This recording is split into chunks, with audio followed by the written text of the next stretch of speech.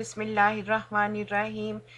Is शम्सु कुव्विरत व isn't नुजुमुन कदरत व इज़ल जिबालु सुय्यिरत व इज़ल इशारु उत्तिलत व इज़ल वुहूशु हुशिरत व इज़ल बिहारु सुज्जिरत।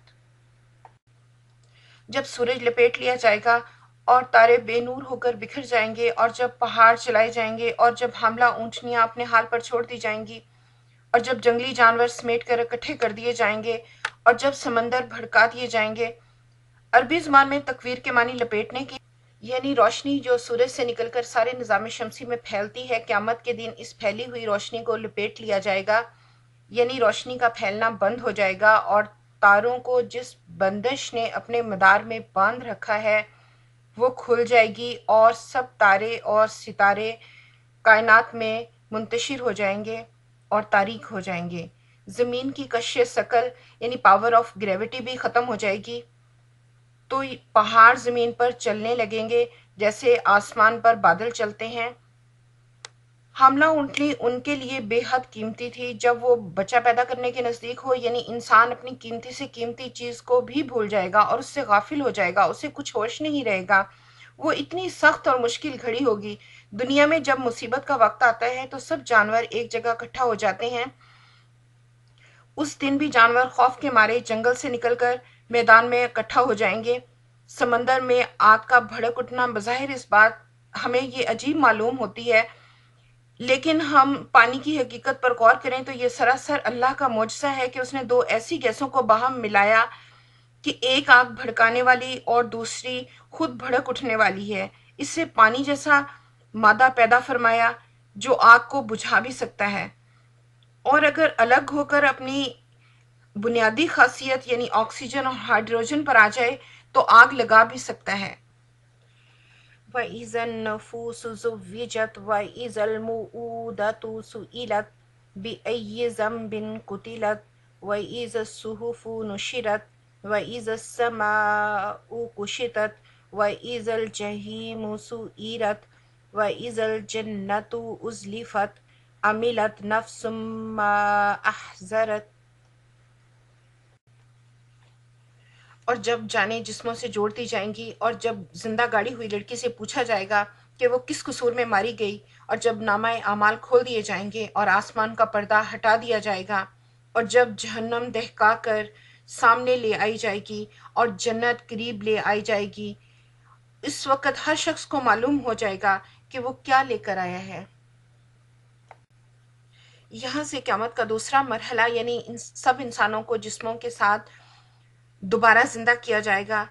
जिंदा दफन की गई लड़की की दादरसी होगी, और तुम इखलाक की इंतहाई पस्ती को पहुंच चुके हो, यानी अपनी औलाद को जिंदा दरगोर करते हो जबकि उसका कोई कसूर ना हो, और उस इस्लाह को कबूल नहीं कर रहे हो जो मोहम्मद सल्लल्लाहु अलैहि वसल्लम इस माशरे में लाना चाहते हैं।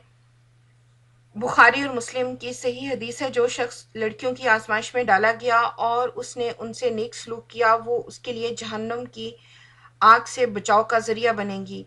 यही वो तालीम थी जिसने लड़कियों के मुतालिक लोगों का नुक्ता नज़र ना सिर्फ अरब में बल्कि पूरी दुनिया की कौमों में बदल दिया जो इस्लाम की नेमत से फैज़याब हुई।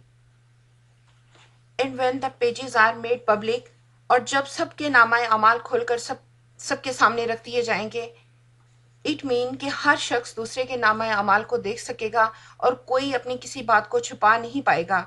यहाँ दुनिया में हम छोटी छोटी बातें एक दूसरे से छुपाते हैं कि कहीं हमारी बेइज्जती ना हो जाए, तो सोचो कि क़यामत के दिन बड़ी से बड़ी बात भी आप किसी से ना छुपा पाएंगे तो फिर कितनी बेइज्जती होगी। यहाँ दुनिया में हमारे बाप दादा और कुछ रिश्तेदार जिंदा हैं और बाकी आलम बरज़ुख में हैं।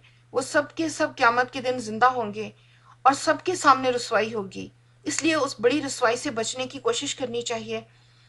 आसमान का ये पर्दा हटाने से मुराद ये है कि जो कुछ अब निगाहों से पोशीदा है ज़ाहिर हो जाएगा, और अब हमें सिर्फ खला, सूरज, चांद, सितारे और बादल नजर आ रहे हैं।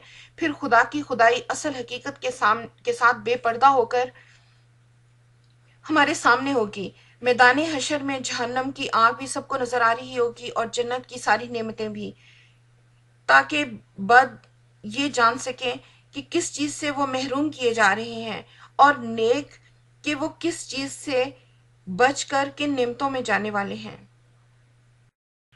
فلا اقسم بالخنس الجوار الکنس واللیل اذا عسعس والصبح اذا تنفس انہ لقول رسول کریم ذی قوت عند ذی العرش مکین مطاع ثم امین وما صاحبکم بمجنون وَلَقَدْ رَآهُ بِالْأُفُقِ الْمُبِينِ وَمَا هُوَ عَلَى الْغَيْبِ بِضَنِينٍ وَمَا هُوَ بِقَوْلِ شَيْطَانٍ رَجِيمٍ فَأَيْنَ تَذْهَبُونَ إِنْ هُوَ إِلَّا ذِكْرٌ لِلْعَالَمِينَ لمن شاء منكم أن يستقيم وما تشاءون إلا أن يشاء الله رب العالمين۔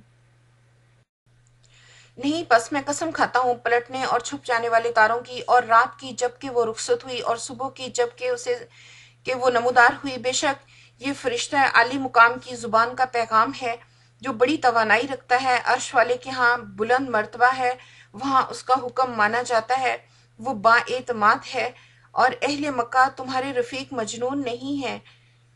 اس نے اس پیغامبر کو روشن افق پر دیکھا ہے، اور وہ پوشیدہ باتوں کو ظاہر کرنے میں بخیل نہیں، اور یہ شیطان مردود کا کلام نہیں۔ پھر تم کدھر جا رہے ہو؟ یہ تو جہاں کے لوگوں کے لیے ایک نصیحت ہے، اس کے لیے جو راہ راست پر چلنا چاہتا ہو، اور تمہارے چاہنے سے کچھ نہیں ہوتا جب کہ اللہ رب العالمین نہ چاہے۔ کہ محمد صلی اللہ علیہ وسلم نے تاریکی میں کوئی خواب نہیں دیکھا، بلکہ جب تارے چھپ گئے تھے اور رات رخصت ہو گئی اور صبح نمودار ہوئی، اس وقت کھلے آسمان پر انہوں نے خدا کے فرشتے کو دیکھا۔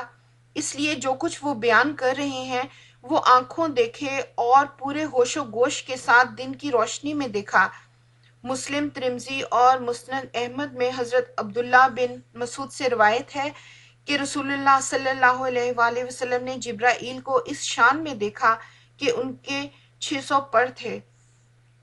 وہ فرشتوں کا افسر ہے اور تمام فرشتے اس کے تحت کام کرتے ہیں۔